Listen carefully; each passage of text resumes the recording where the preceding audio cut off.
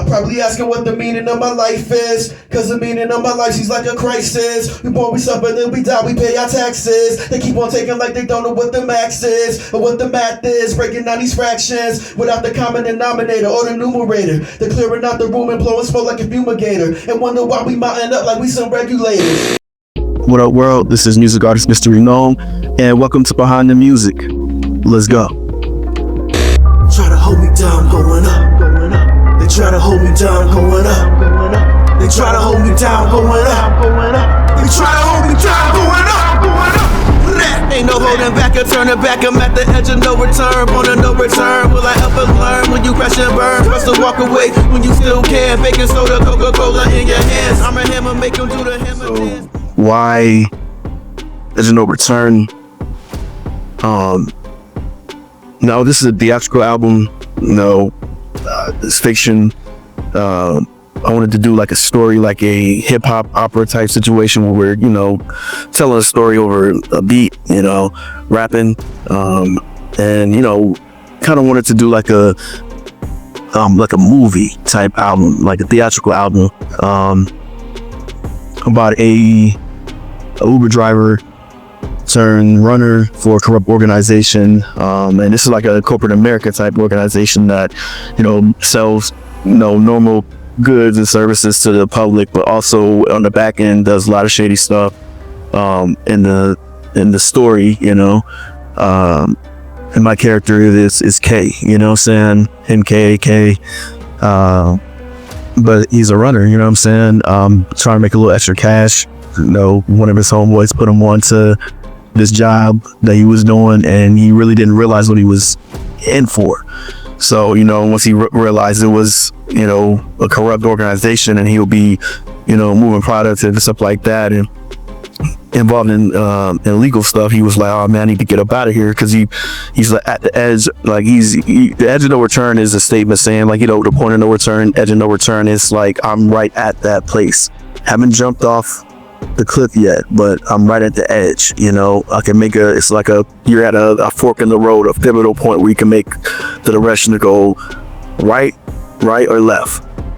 And left is maybe the wrong road, right maybe the right road, and vice versa. Or you may still need to do a 180 and go back to what like the prodigal son. It's like a prodigal son type situation, man. Like he gets to a place where like, man, I left this, like, yeah, I wasn't making great money being an Uber driver, but it was the right thing to do. I'm not caught up in all this craziness, getting asked to do crazy stuff, getting shot at and stuff like that. But it's like the prodigal son, like, man, I left home, wealthy home, I was protected, I was secured, just to go out here and be in pig slop, and he realizes that he's like, man, I'm at the edge of no return. No point of no return. Will I ever learn? When I crash and burn, it's best to walk away when you still can.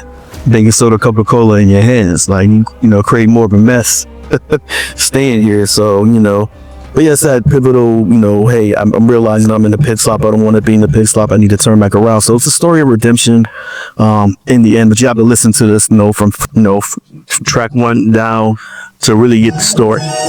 Got these rappers out here lying about the truth. Even though his family black, hope he was lying about his youth. Every two-faced gangster out here lying about the truth. Stairway to heaven, leave him lying on the stoop. Tony Starks in this element, got iron in my group. Some people dying is evident, I'm iron in my suit. Y'all got gas in the drawers and fire in your boots. Some fire is squad fire, I say fire in they shoot. You slide on ball ties, just retire in your group. The truth, so not inspired by requirements from two. So yeah, man, that was Trivial Pursuit with the legendary Method Man, and have an opportunity to do songs with and tracks with these legends, man. I'm grateful for shout out Bushmaster and Domini Nation for setting these opportunities up, man. And yeah, man, so my creative process, I like to listen to the beat first, and from there I kind of vibe to the beat. And like with something like that, man, just off rip, you're just like you vibe to it off rip, like it was hard to write to this, but I typically, man, just like especially like songs that have features on, like I want to kind of feed off what they're talking about, feed off their energy and, you know, subject matter, and kind of go from there. But yeah, I freestyled a lot of this album, man. Like I freestyle first, and then I kind of go back and then like touch it up if I feel like I need to add stuff and write down stuff to, I mean, if it make it correlate, make it make more sense. But yeah, I'm usually like just going like, you know what I'm saying? Cause I was like, channel the 36 chambers of the woo, bring the ruckus, never Uncle Ruckus, Bowie in the boondocks, trying to be safe, but they got 2 guns, got 2 Glocks, 32 shots, aim for your top of kill shot.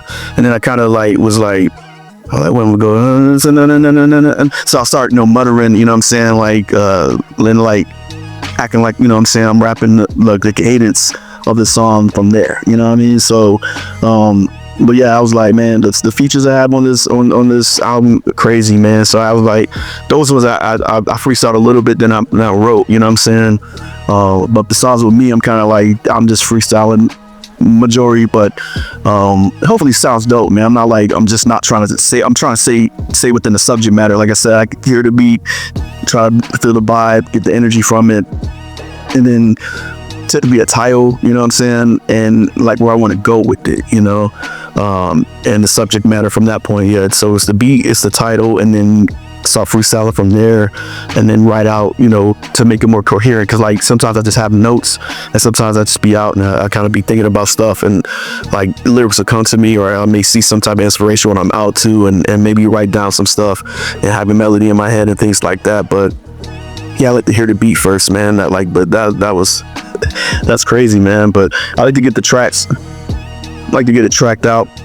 It just makes it easier to mix and then master with all of the tracks. So it's good to get tracks. And sometimes, you know, you can find good MP3s or sound like they're mastered and stuff like that. So you don't have to do too much besides tweaking it a little bit when it comes to EQ and things like that, and compression or whatever you try to do. But yeah, I went to school for music, man, for engineering and things. You know, I have, you know, not top-notch stuff, man.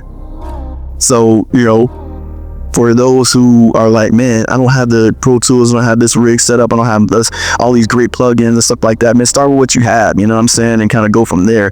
I'm not saying that eventually you buy stuff as the money comes in, or, you know, you want to upgrade your sound or stuff like that. I'm not saying don't invest in it, man, because it is, you know, an investment. So and I got things over the years that, you know, I couldn't afford it, you know, until later on in life where I got better jobs and stuff like that. And even, you know, with music royalties coming in, you know what I'm saying, make sure you got like publishing and BMI, ASCAP, something, you know what I mean. That helps when it comes to Sound Exchange is a good one. You know, that helps when it comes to your music being played on different media that you didn't even know, Facebook, you know what I'm saying, stuff like that, man. Distributors, find good distributors. Like, we're independent, man, so there's different ones that cater to independent artists. TuneCore, DistroKid, I use that one. I've used all of them. CD Baby. Haven't used Landor and a couple other Lander, or just a couple other ones I haven't used that I heard it were good too. Just look into it and do the research. I've used TuneCore, I had good experiences with them, Farce Payouts, and DistroKid is pretty decent. So it just depends on what you're trying to do, and like as far as how you're trying to push the single or the album out. But yeah, man, yeah, so that's kind of pretty much the creative process. But yeah, with beats like that, man, it doesn't make it hard to find that creative flow and write something that's hopefully people appreciate, man. So, but yeah, that's the process. Go.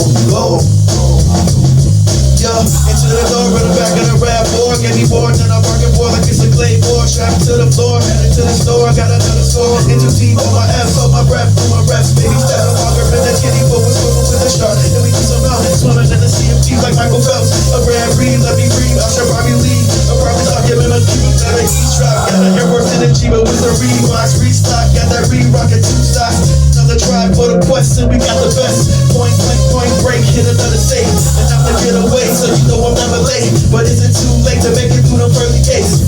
Wait, escape, but let me take a break. You turn and change it. Like I said, man, it's a lot of freestyle, man. So when you freestyle, it's kind of hard to remember it, but you know, yeah, I got to work on that one. So, you know, what I want people to get from the album, though it's fiction, mainly, I do talk about some of my story in there, especially 1982, that's probably one of my favorites on the album, 1982, man. I can't listen to it without getting emotional, you know what I mean? Anytime that always happens, man. We talk about your mom or your parents that are impactful and that mean a lot to you. It's those type of songs always get to you, but just know that I try to give you everything you need in the morning, mama. I did my best. Hope you're proud of me. You don't have to cry no more. Worry about your guy no more. Cause your guy wants more. Pour out a life, out a life. Pour out a life, out a life, out a life. Sing, mama.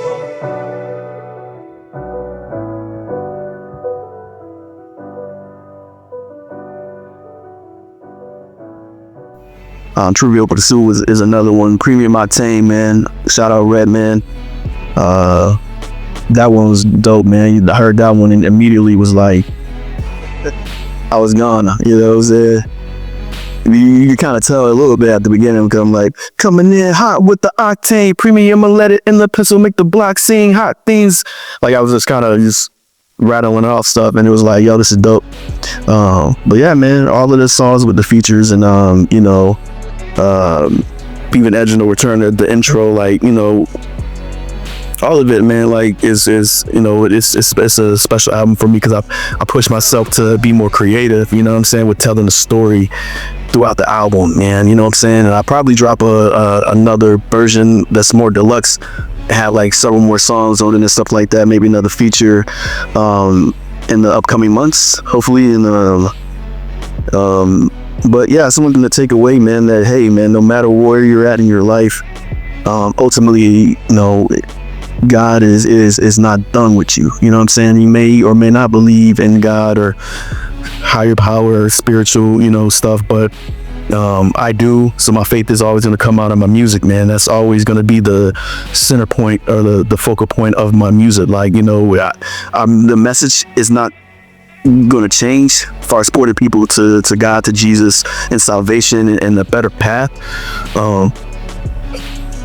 But the way I'm getting there is different with this one, you know what I'm saying? Because my older works, previous works, straight up, you know where I'm coming from. This one's a little bit different, but when you listen to it, you're like, okay, he's talking about God a lot and giving God glory, so something's different with this, you know what I mean? So I took a little different approach to be more, relatable and, have people listen to it and be like, yo, let me give it another listen, because he's kind of like talking about a different path and redemption, and, so yeah, ultimately when people hear it, I want them to get that. I want them to be like, yo, the story's dope. I like this story.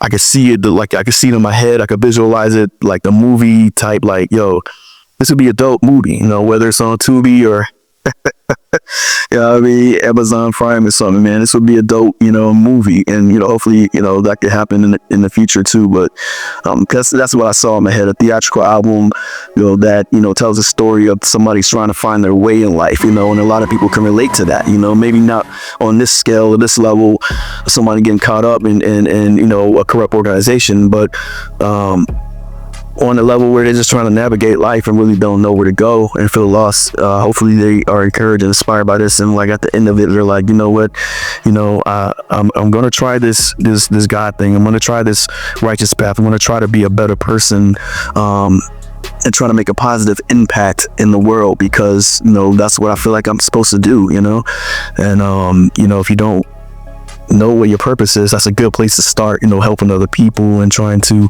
forward to other people, whether it's your family, whether it's your kids, trying to be a positive light in the dark world, man, because the world's dark, man, and it's not getting any brighter right now.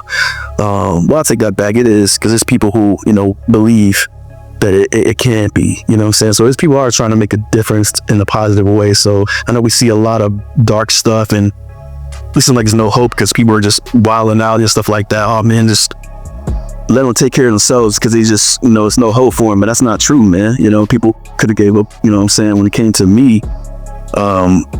So, you have to have that try to have some grace and try to understand where people are coming from instead of cutting them off and being like, yo, they done. Because I mean, I'm sure I have people who thought that about me, and to have people praying for me to go to the righteous path, you know what I'm saying? And God ultimately touched my heart to go down that path, you know what I'm saying? So it's a process, man. It doesn't happen overnight, you know what I'm saying, for anybody, you know, and it is a process even after they make that decision to go down a better path. So just be patient with people, man, the best you can. Those who mean something to you, and yeah, man, that's pretty much meaning and what I want people to get from. There's still hope. Even though you're at the edge, you haven't jumped yet, so there's still hope. And even if you can't find yourself in a mess after you jump, just like the prodigal son, you become whole, man.